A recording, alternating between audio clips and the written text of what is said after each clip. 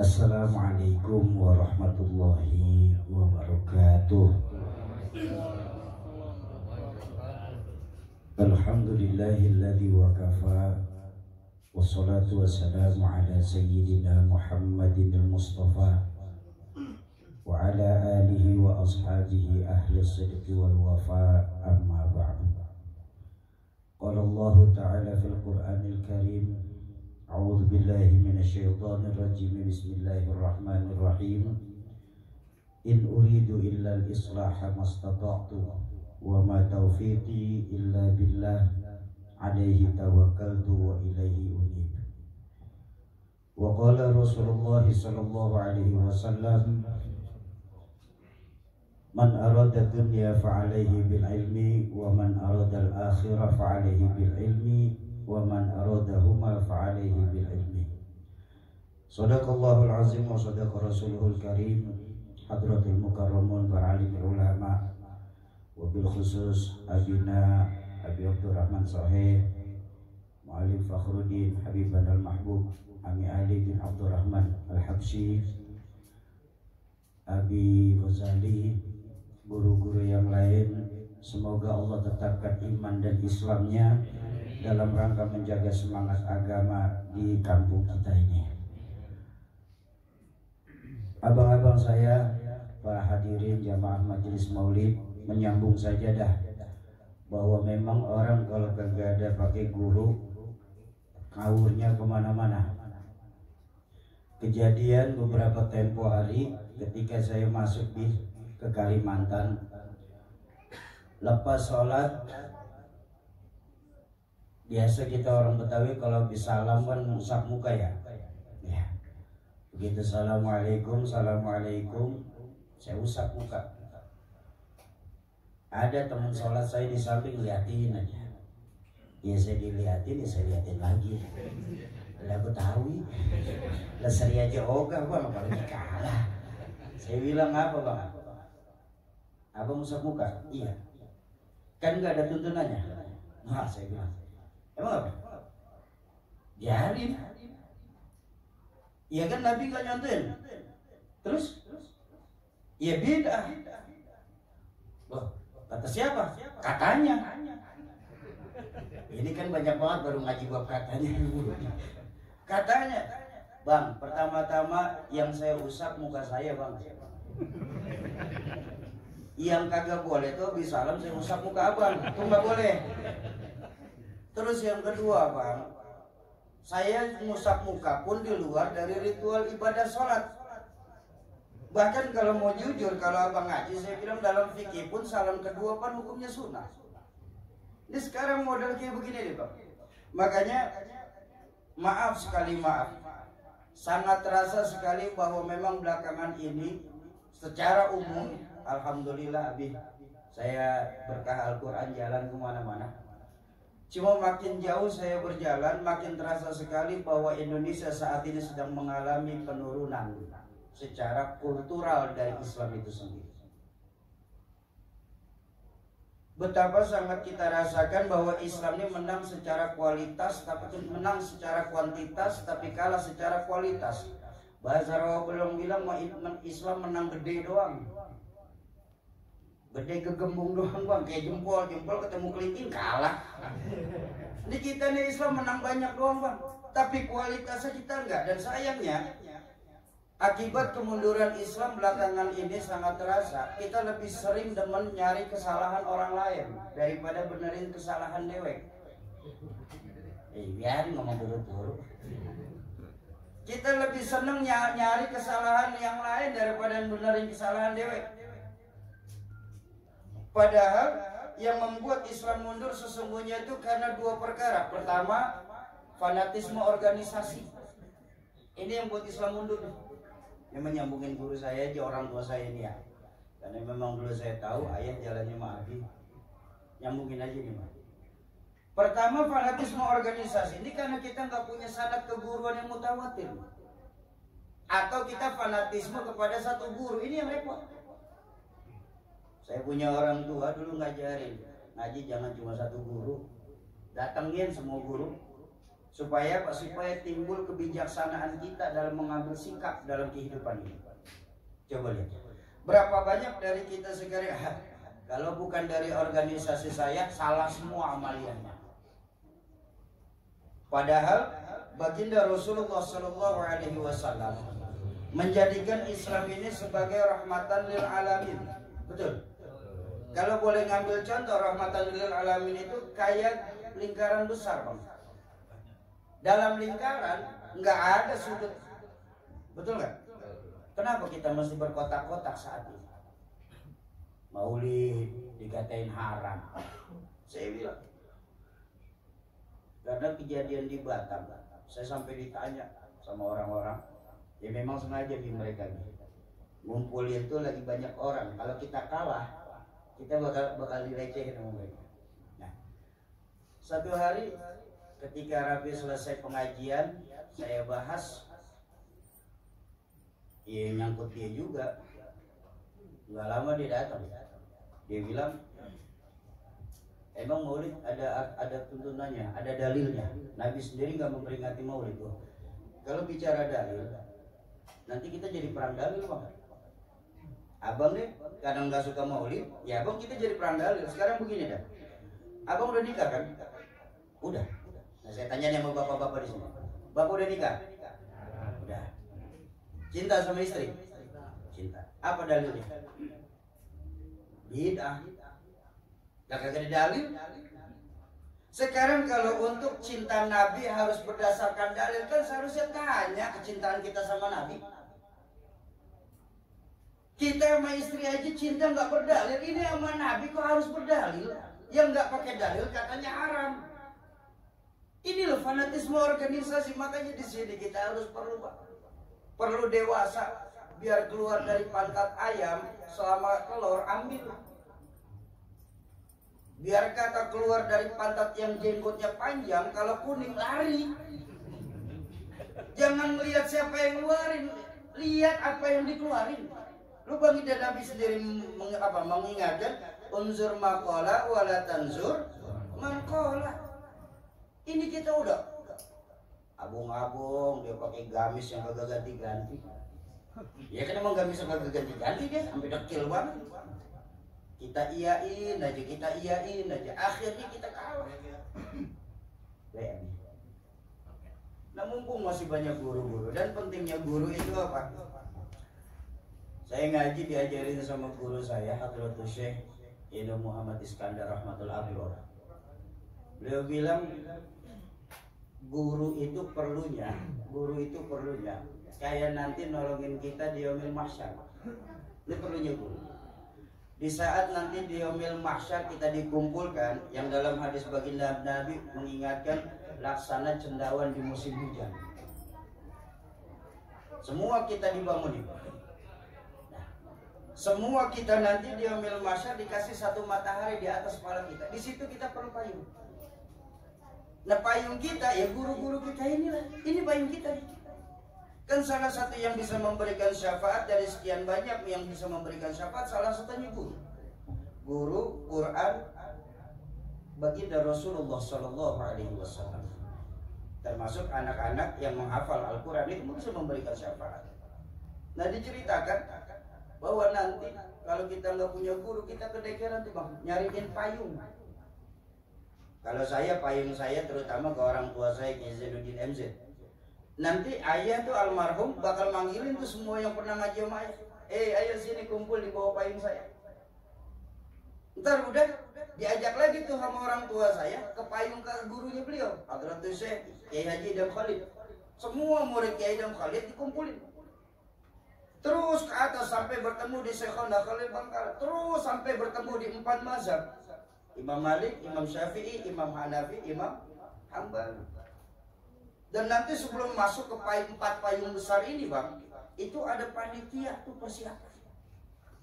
Ditanya, ini rombongan dari mana?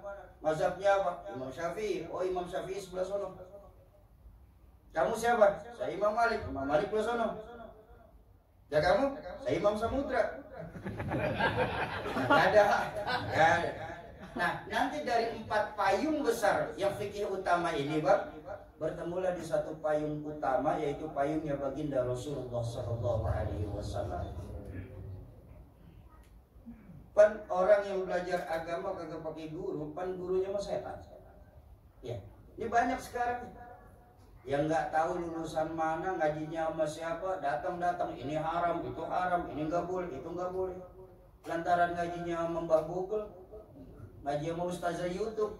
Makanya dulu orang tua saya mengistilahkan orang sekarang ini banyak tahu tapi nggak tahu banyak. Soal ini tahu, soal ini tahu, soal ini tahu, konfrontir. Saya juga katanya. Jadi baru bab ngaji katanya udah bisa dikasih panggung. Kita juga yang salah sebab.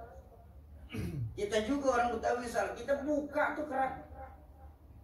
Masjid kita sekarang banyak yang ngambil, tapi ketika masjid masih sama kita nggak pernah mau tuh datengin ke masjid itu sendiri. Ayo deh.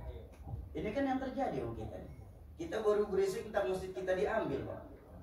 Makanya jangan heran, masjid-masjid kita sekarang ini jangan cuma sendal, masjidnya hilang. Yang tadinya biasa bikin maulid, kagak bikin maulid. Yang biasanya habis sholat pada zikiran rame-rame, dan sekarang pada main diem-dieman kayak orang marah. Emang apa begitu? Ini penting Bang, mumpung masih banyak guru kita, Bang. Ya Allah, ya Rabbana, benar. Sungguh Allah ketika hendak mencabut satu ilmu bukan langsung dicabut ilmu itu. Bagaimana cara mencabut ilmu? Bimautil alim, dengan meninggalnya orang-orang alim. Ketika orang alim banyak yang wafat, sudah wafat semua, maka ditinggalkan orang bodoh. Dan ketika golongan orang bodoh itu mengangkat pemimpin dari golongan mereka yang bodoh juga, apa kata baginda dalam hadis? Fantaziru sa'ah. Tunggulah kehancuran yang terjadi di daerah tersebut. Ini terjadi. Tanpa kita sadarin satu demi satu, kalaupun tidak hilang, kitab-kitab klasik sekarang sudah mulai banyak dirubah sama mereka. Adkarnya Imam Nawawi. Bab ziaratul kuburun Nabi sekarang sudah tidak ada, diganti dengan ziaratul Madinatun Nabawiyah.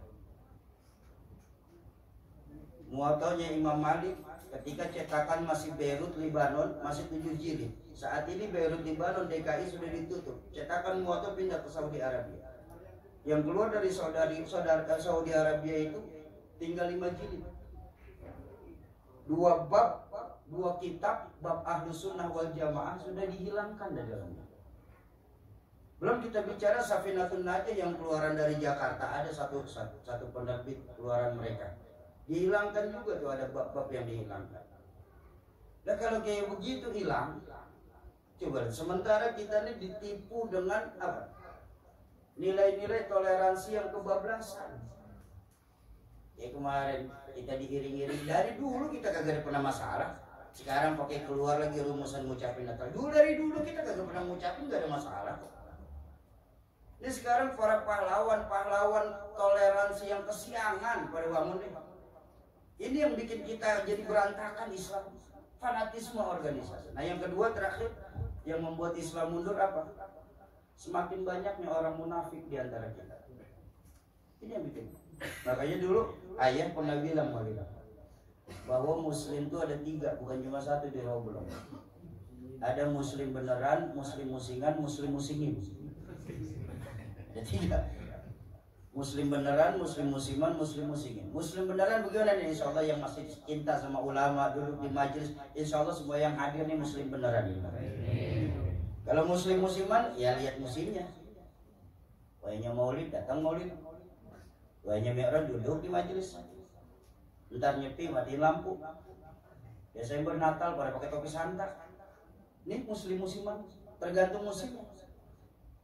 Nah kalau muslim musingin ngaku Islam, KTP Islam, orang tua saban tahun pergi ke tanah suci. Tapi ketika mereka tahu agama Allah lagi dihina, mereka paham baginda Nabi lagi dilecehkan, mereka juga tahu ulama-ulama kita yang berani amar ma'ruf nahi munkar lagi dicari-cari kesalahannya, kita nyaris nggak bisa ngebela sedikit pun, bahkan untuk nutup perbuatan mereka kita nggak sanggup. Sekali lagi kita ditipu dengan nilai-nilai toleransi yang kebablasan. Baca Quran di dalam gereja toleransi. Ceramah di dalam gereja toleransi. Baca maulid di dalam gereja toleransi. Bopong-bopong patung Bunda Maryam disebut toleransi. Ini toleransi yang kebablasan. Kita umat Islam dari dulu bang, saya mau bilang, apalagi Betawi nih bang. Betawi nggak usah diajarin soal toleransi. Kita sadar, kita tinggal di ibu kota negara, semua agama ada di Jakarta. Makanya guru-guru kita ngajarin, kita umat Islam wajib menghormati orang lain agama. Tapi kalau agama orang lain, Al-Quran sudah nuntun, lakum dinukum, ini aja dulu deh. Toleransi kalau tidak bersifat ibadah silakan. Tapi kalau memang maaf, baca Quran kita iakan toleransi. Sholat berjamaah di altar gereja kita iakan toleransi. Baca riwayat manusia mulia baginda Rasulullah Shallallahu Alaihi Wasallam di dalam gereja kita juga iakan sebagai toleransi. Maka jangan salahkan agama-agama lain. Ketika nanti di Rawa Belong satu hari di masa yang akan datang, saat malam Idul Fitri dan Idul Adha, agama-agama lain akan masuk ke masjid kita, mereka nyanyi lagu rohani di masjid kita. Saat ini kedengarannya memang nggak mungkin seperti. Kenapa nggak mungkin? Di saat guru-guru kita wafat, sementara yang ditinggalkan itu orang-orang yang cuma katanya Islam. Ayo maaf ya. Kita kan Islam lantaran keturunan. Makanya dulu kata ayah, namanya kita agama Islam sebagai keturunan, kita nggak pernah menemukan esensi dari ibadah apapun yang kita lakukan. Kenapa? Cuma sebatas keturunan. Dan kita datang gini, jujur aja, kita datang gini nyempeng ke kemuliaan guru-guru kita nih. Kita nyempeng kemuliaan dari zuriat baginda Nabi. Ayo sholat kita subuh jam berapa ini? Jam 5:30 ya. Jam 5:30 kita rata-rata subuh. Lah kalau sholat subuh imam doang udah mau karpet. Ayo. Berapa banyak dari kita yang hidupin subuh berjamaah di sini? Kenapa Islam cuma sebagai agama keturunan? Sehingga jujur aja sekarang keimanan kita sama Allah nih, Bang. Makanya baginda Nabi diutus ke dunia, Bang, untuk mengembalikan nilai-nilai keimanan. 13 tahun beliau berdakwah di kota Mekah. Awal-awal perjuangan cuma menanamkan nilai-nilai tauhid, meninggikan kalimat la ilaha illallah Muhammadur. Ini loh baginda Nabi. Kita sekarang ini syirik jali kagak bakal ada yang dirempuh belum nih. Syirik terang-terangan gak bakal ada.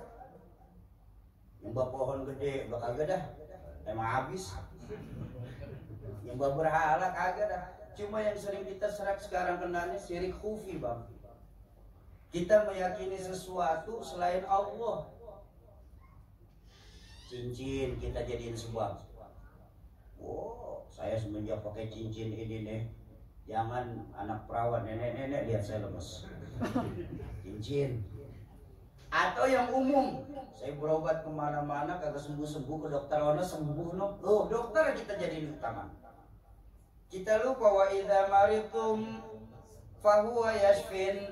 Kalau saja kita sakit, yakin Allah yang nyembuhin kita. Dokter, obat, tabib, tibang, perantara. Tapi sekarang perantara kita jadikan tujuan utama. Dong, bocah, beli bodregin apa mak? Malu pada puyeng nih. Minum bodrek sembuh. Nah, bodrek itu dijadiin sebab tanpa disadari. Syirik khufi kita. Ini loh. Ayo mumpung masih banyak guru-guru, masih banyak ulama, dan insya Allah maulid mah bakal habis di Jakarta. Amin. Masih banyak zuriya-zuriya baginda Rasulullah yang akan menjaga Islam kita ini, akan menjaga agama kita ini. Masih banyak guru-guru kita macam Mu'alim Fakhruddin Al-Bantan. Ayo, mumpung beliau masih ada, Bang. Sehingga apa? Sehingga timbul kebijaksanaan kita dalam melihat segala sesuatu perbedaan-perbedaan. Sebab perbedaan kalau kita mau perbesar sampai kiamat kagak bakal selesai. Apa? Masing-masing punya dalil. Makanya Quran sendiri memberikan jalan tengah ketika bertemu ikhtilaf apa? Lana a'maluna walakum a'malukum. Udah itu aja dah. Yang senang maulid bagus, yang kagak demen diam-diam aja. Jangan pakai ngata-ngatain masuk neraka. Emang neraka punya bapak moyangnya? Yang open BO masih banyak kalau belum. Apalagi binus masalahnya. Yang sholat subuh nggak pakai kunut, nggak usah pakai ngomel-ngomel, udah ikutin aja yang pakai kunut. Kalau emang sholat di masjid yang imamnya pakai kunut, doa kunut kan cakep. Ini kita sombong, saya kagak pakai kunut, Nabi kagak pernah pakai kunut juga menurut hadis. Enggak, kalau kata guru saya Mualim Fakhrul, enggak semua sahabat ikut Nabi 24 jam. Yang kebetulan ngeluarin hadis Nabi nggak pakai kunut, mungkin saat ikut Nabi sholat subuh nggak pakai kunut. Pun ketika sahabat ngeluarin hadis baginda Nabi pakai kunut, mungkin ikutnya saat Nabi pakai kunut. Dah, makin bingung deh saya Soki. Yang kunut sah, yang kagak kunut sah, yang kagak sah kagak sholat subuh. Udah begitu aja, ngapa sih? Yang sholat pakai kunut, imamnya nggak pakai kunut, jangan pakai marah-marah. Udah dewasa aja kita. Ingat, dakwah itu bang, dakwah itu bisa berubah karena dari tempat wilayah dakwah. Imam Malik radhiyallahu anhu dan Imam Syafi'i itu kan guru dan murid. Tapi kenapa dakwah, kenapa sih fikihnya berbeda? Karena tempat wilayah dakwahnya berbeda. Di Arab kagak pakai apa namanya imsak. Kita di sini pakai imsak. Lah ya beda, Imam Malik tuh pakai imsak. Kenapa? Karena dalam hal ibadah mazhab Imam Malik, ulama-ulama orang Arab dah bahasanya, orang Arab mah lebih tertib bang dalam ibadah. Habis sahur langsung turun ke masjid, ada yang khataman Quran, ada yang zikir, ada yang sholat tahajud.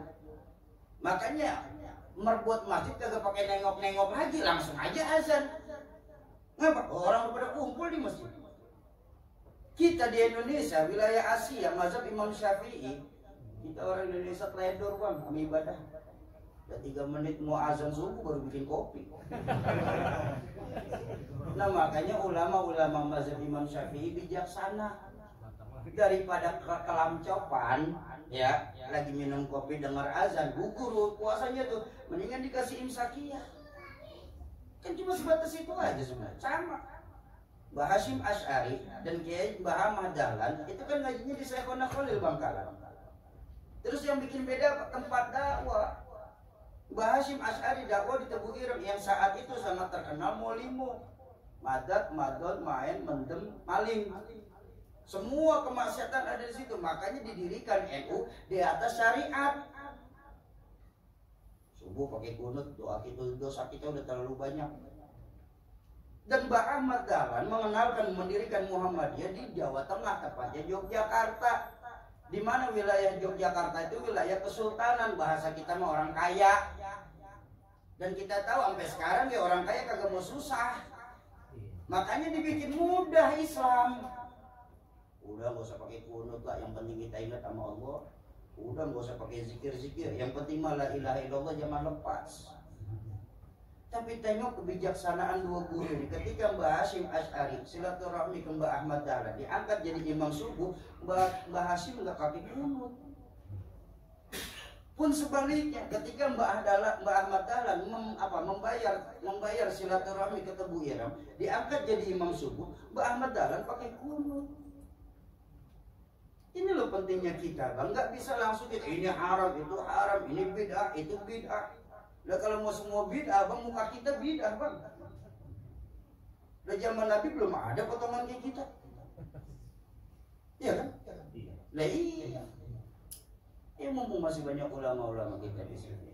Datang maulid, peringati maulid supaya apa? Timbul kecintaan kita kepada baginda Rasul.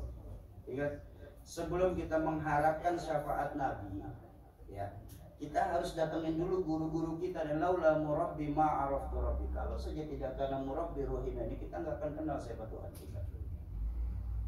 Ini kita dengan gampangnya berkata kembalikan semua kepada Quran dan hadis. Lah kapal Quran kagak, ngaji tafsir kagak pernah, belajar masih bab katanya. Ini ada kejadian sedikit lagi. Ini maaf Malim, Abi. Ada satu kejadian. Ada saudara saya dari Umi, dari Rahmatul Abrahmi Haji Siti Khalilah, cuman saudara jauh, datang ke rumah. Soki, apa bang? Saya bilang, saya manggilnya abang. Apa bang? Kayaknya kan cuma lu doang yang enak diajak ngomong ya. Yang lain juga pada nyalain gua. Emang apa? Iya secara jujur Soki, sekarang ya abang udah nggak pakai fikih lagi dalam kehidupan, dalam ibadah. Saya kaget. Emang apa bang? Ya habis fikih ngubungin ya, Pak Soki. Ngebingunginnya bagaimana saya bilang? Iya, Imam Malik ngomong begini, Imam Syafi'i begini, ulama-ulama yang lain juga begini. Jadi bingung, bikin bingung umat. Saya bilang abang salah.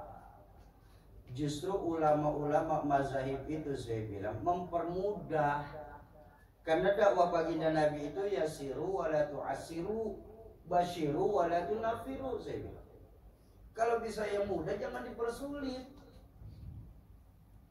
Bahkan untuk mahar nikah saja walaupun cuman secincin baja besi baja, boleh sah. Terus oke, ya bisanya kayak gitu. Jadi abang sekarang nggak pakai mazhab, kagak udah. Terus cara ngambil hukum balikin kepada Quran dan hadis. Saya bilang hebat abang. Abang udah hafal berapa juz Quran? Belum. Mungkin abang belajar macam-macam tafsir, udah tafsir apa aja yang dihatamin? Nggak pernah. Mungkin bang, abang belajarnya dari Kifayatul Akhyar naik ke Safinah, enggak juga. Atau mungkin abang melihat perbedaan karena abang belajar Muwatta, enggak juga, enggak pernah baca ya. Lah terus abang dari mana? Ya katanya. Enggak, Zoki kata saya ikut kajian. Nah ini nih bahaya nih kajian. Ini bahayanya kajian, bukan majelis ilmu, kajian. Kata abang saya itu, saya ikut kajian Zoki. Terus kajian ini perbandingan mazhab. Dan disitulah kelihatan bahwa mazhab-mazhab yang ada itu banyak sekali perbedaan antara satu sama lain. Makanya di kajian tersebut sepakat kembalikan kepada Quran dan hadis. Ini salahnya abang sih. Abang tuh nggak pernah belajar Kifayatul Akhyar, abang nggak belajar Safinatun Najah, abang nggak pernah baca Riyadul Badiah, abang nggak pernah baca Fiqhus Sunnah dan lain sebagainya. Abang langsung lompat ke perbandingan mazhab. Saya bilang bang, dalam hidup kita bang begini, kita punya rumah 2 lantai, Kalau kita lompatnya tinggi nggak usah pakai buat tangga, langsung aja lompat, selesai urusan. Tapi kalau kita sadar kita nggak bisa lompat tinggi, maka kita harus perlu media yang bernama tangga. Nah ilmu begitu Pak. Belajar dulu dari awal, jangan langsung. Perbandingan mazhab itu juga yang paling tinggi. Makanya yang abang temuin adalah perbedaan-perbedaan, saya bilang. Dan sekarang gini aja deh bang, saya tetap menghormatin abang sebagai abang saya. Cuma saya tanya, abang masih sholat kan? Ya masih lah, soalnya kan saya kagak kafir. Oh ya udah, jangan pakai sewot. Dalam sholat kan sebelumnya kan abang wudhu. Iya. Pertanyaan saya, wudhu abang kayak gimana? Ya wudhu saya yang orang tua kita ajar. Lah itu Imam Syafi'i bang, saya bilang. Abang katanya nggak mau bermazhab, tapi wudhunya masih cara dari ulama-ulama ini pakai sama mazhab Imam Syafi'i. Kalau memang abang nggak mau bermazhab, konsekuen wudhunya ciptain sendiri. Iya kan? Ini ngomong nggak mau bermazhab karena banyak perbedaan, tapi amalia yang diajarkan, amalia yang dijalankan masih menggunakan mazhab. Ini kan namanya tarafek bang, menggampang-gampangkan hukum. Akibat apa? Akibat kita tidak pernah datang ke majelis-majelis ilmu. Jadi ayo, mudah-mudahan di majelis maulid ini kita semua yang hadir, karena kita semua punya sanad keguruan yang mutawatir, sambung menyambung sampai bertemu baginda Rasul. Mudah-mudahan kita akan diakui sebagai umatnya baginda Rasulullah SAW. Mohon maaf, usikum wa nafsi bitaqwallah. Assalamualaikum warahmatullahi wabarakatuh.